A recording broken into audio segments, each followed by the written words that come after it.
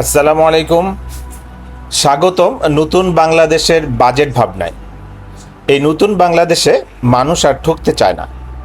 তারা চায় ন্যায্য বাজার মূল্য, বিদ্যুতে ভর্তুকি, শিক্ষা সহায়তা, স্বাস্থ্যসেবায় সহজতা, গরিব বান্ধব একটি বাজেট। মানুষ এখন প্রশ্ন করে, বাজেট কি শুধুমাত্র বড়লোকের জন্যই? আমার সন্তান বিশ্ববিদ্যালয়ে পড়তে পারবে তো? একবেলার খাবার জোগাড় হবে তো? ঋণ না নিয়ে আমরা চলতে পারবো তো? নতুন সরকারের কাছে সাধারণ মানুষের প্রত্যাশা, তাদের দাবি বাজেট হোক ন্যায়ের প্রতিচ্ছবি, উন্নয়নের মুখোশ নয়। চলুন শুনি নতুন বাংলাদেশের নতুন বাজেট নিয়ে সাধারণ মানুষের স্বপ্ন ও সম্ভাবনার কথা।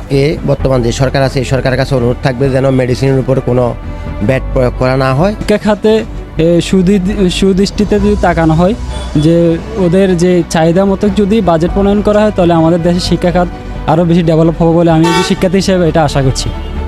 কৃষিখাতে যেই কীটনাশক ব্যবহার করা হয়, এই কীটনাশক অনেক দামে কৃষকের কিনতে হয়, অনেক দাম। মানে যেটা আগে ছিল 50 টাকা, এটা 200 টাকা 250 টাকা হয়ে গেছে। নাকি কৃষকের যে টিএসপি সার যে আগের তুলনায় অনেক দাম বেশি, 3 গুণ 4 গুণ বেশি। এই যে কৃষকের যে জিনিস বেচে বাজারে নেয়, তারা ন্যায্য মূল্য পায়নি। যেমন দ্রব্যমূল্যের মধ্যে কমালে খুব আরো ভালো হয়, যেমন ডাল, চাল, চিনি, আটা, ময়দা এগুলো আমাদের কমালে খুব ভালো হয়। আমার তো মনে হয় মশলার দাম কমলে ভালো হয়। ইতিপূর্বে যে বাজেটগুলো হয়েছে সম্পূর্ণ ঋণ নির্ভর বাজেট। আমাদের উচিত আসলে ঋণ নির্ভরতা কাটিয়ে ওঠা। ব্যাংক ঋণ আমরা লোন লই, আগে ছিল 9%, এখন আমরা 14% আমাদের ইন্টারেস্ট দিতে হয়। আমরা শ্রমিক মানুষ, স্থলবন্দরের শ্রমিক মানুষ, সারাদিনে কাজ করি খাই। হ্যাঁ, তা সারাদিনে যে আমরা মজুরি টাকাটা পাই, এই টাকাটা দিয়ে আমার বাজার খরচ হয় না। 1 কেজি চালের দাম 60 টাকা, 1 কেজি মাছের দাম 200 টাকা, যে কোনো আমদানি গেলে 50-60 টাকা কেজি। হ্যাঁ, তাতে আমার শ্রমিকের পোষায় না। আর বাজেট হইলেই ফিটের দাম বাড়ে, মানে মেডিসিনের দাম বাড়ে, মানে বাজেটের নাম শোনা মাত্রই এরা কি করে দাম বাড়ায় দেয়। ছোট একটা ফার্ম দিছি, এখন ফিট ভুসির দাম তো দিন দিন বাড়তেছে। 71-এর পর থেকে আজ পর্যন্ত কোনো বাজেটে এদেশের মানুষের আশা আকাঙ্ক্ষার প্রতিফলন ঘটেনি। এবার আমরা আশা করেছিলাম এমন একটি বাজেট হবে যে বাজেট জনগণের আশা আকাঙ্ক্ষা প্রতিফলন ঘটাবে, সেটি আমরা পাইনি। যদি বাজেট আসলে জনগণের আশা পূরণ করতে পারছে না। আপনি খেয়াল করে দেখবেন বাজেটের অনেক অংশই কিন্তু ঋণ পরিশোধের জন্য বাজেটে নির্ধারণ করা হয়েছে। তাহলে এই ঋণগুলা করেছে কারা? বিগত সময়ের ফ্যাসিস্ট সরকার বারবার বাজেট করেছে নিজেরা লুটপাট করার জন্য।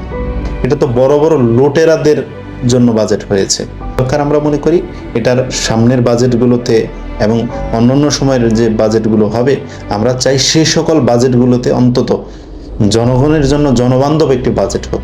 কোনো আমলাদেরকে কিংবা কোনো বড় বড় ব্যবসায়ীদেরকে সুযোগ সুবিধা দেওয়ার জন্য, বড় কাঠামো তৈরি করার জন্য এই ধরনের কোনো বাজেট যেন না হয়।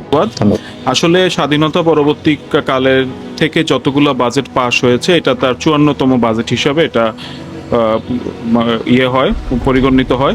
সেদিক থেকে যদি চিন্তা করি, প্রতিটি বাজেটে যে অ্যালোকেশনটা আছে, আমি বেসিক্যালি ইম্পোর্ট বিজনেস করি, যেটা বললো, আমি বেসিক্যালি রেডিওথেরাপি, ক্যান্সার ইকুইপমেন্টগুলো বাংলাদেশে ইম্পোর্ট করি, বিভিন্ন জায়গায় আমি সাপ্লাই করি এবং বাংলাদেশে ক্যান্সার চিকিৎসার সাথে আমি ওতপ্রোতভাবে জড়িত। আমি স্বাস্থ্যের মানুষ, আমি স্বাস্থ্যের কথা বুঝি। তো আমি স্বাস্থ্যের যেই অংশটুকু বাজেটে দেখেছি, এটা অবশ্যই জনকল্যাণমূলক যখনই এটা প্রপারভাবে ইমপ্লিমেন্টেশন হবে। 71 কোটি টাকা দিয়ে একটা মেশিন কেনা হয়েছে, কিন্তু আনফর্চুনেটলি আজকে বিগত 13 বছর ধরে এই মেশিনটা বাক্সবন্দি এবং তা নষ্ট হয়ে গেছে। একটা মাত্র চিকিৎসা একটা পেশেন্টকে একটা থেরাপি দিতে পারে নাই। আমাদের পার্শ্ববর্তী দেশ হেলথ ইন্স্যুরেন্স করে, প্রতি মাসে একটা 100 টাকা 200 টাকা করে জমা দেয়। পরে ওই পেশেন্টটা হাসপাতালে যখন ভর্তি হয়, তখন তার একটা জিওপি বলে, গ্যারান্টি অফ পেমেন্ট, একটা পেপারস দেয় এবং ইন্স্যুরেন্স কোম্পানিটা ওই পুরো পেমেন্টটা দিয়ে দেয়। কিন্তু আনফর্চুনেটলি বাংলাদেশের স্বাস্থ্যক্ষেত্রে এরকম রিলায়েবল ইন্স্যুরেন্স কোম্পানি এইভাবে ডেভেলপ হয় না। আমি সাধারণ চাকরিজীবী, আমি বাজেট সম্বন্ধে এত কিছু বুঝি না। শুধু বুঝি যে বাজেট আসলে কিছু জিনিসের দাম বাড়ে, কিছু জিনিসের দাম কমে, বাজারে গেলে যেগুলা দাম বাড়ে সেগুলা বুঝতে পারে যেগুলো দাম বেড়েছে, কিন্তু যেগুলা দাম কমে সেগুলো আসলে আমার মাথায় আসে না ওই জিনিসগুলা কি।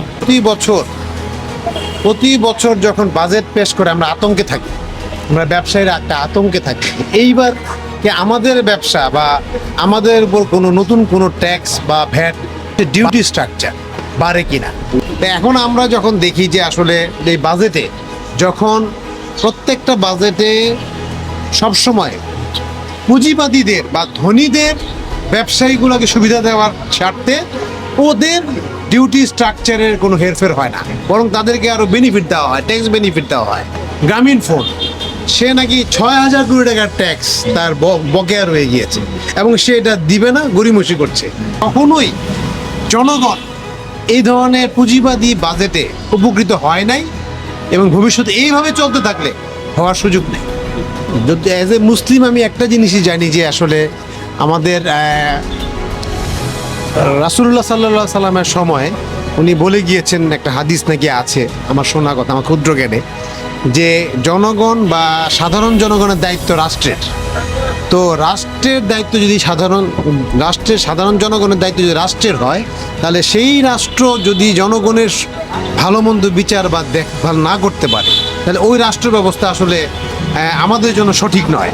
চাওয়াটা হচ্ছে যাতে আমরা সাধারণ মানুষ যাতে অন্তত যাতে একটু ভালোভাবে বাঁচতে পারি, ভালোভাবে চলতে পারি, দ্রব্যমূল্যের দামটা যাতে কম হয়, ঠিক আছে, সবাই যাতে ঠিকমতো চলতে পারে, এটাই তো মূলত হচ্ছে আমাদের। তেলের দামটা যদি আরেকটু সহনশীল হইতো তাহলে এতে আমার মনে হয় যে জ্বালানি তেলটা কমলে তো আপনার দ্রব্যমূল্যের দামটা অটোমেটিকলি কমে যাবে এবং আমাদের জন্য জীবনযাত্রার মান আরও সুন্দর হবে। যত বাজেটে হোক জনকল্যাণমুখী না হয় সে বাজেট তো আর আসলে আমাদের কাঙ্ক্ষিত ফলাফল আসে না। বাজেটগুলো হতে হবে যারা নিত্য প্রয়োজনীয় জিনিসগুলো যেন হাতের নাগালে থাকে, ক্রয় ক্ষমতার মধ্যে থাকে। আমার 4 জন সন্তান, স্ত্রী আছে, আমি আছি, আর আমার সাথে আমার এক বোন আছে। তাহলে আমাদের 7 জনের ফ্যামিলি, বর্তমান সমাজে একটা 7 জন ফ্যামিলির মিনিমাম 50,000 টাকা রুজি থাকা প্রয়োজন ঢাকা শহরে বাসা ভাড়া দিয়ে চলতে গেলে। তো সেই হিসাবে আমাদের ইনকাম খুবই 50,000 টাকা তো দূরের কথা, অর্ধেকের নিচে চলে আসছে। তো পড়াশোনার খরচা, বাসা ভাড়া এবং সাংসারিক প্রয়োজন মেটানো আমাদের জন্য খুবই টাফ হয়ে যাচ্ছে, অনেকটাই ঋণগ্রস্ত হয়ে গেছি।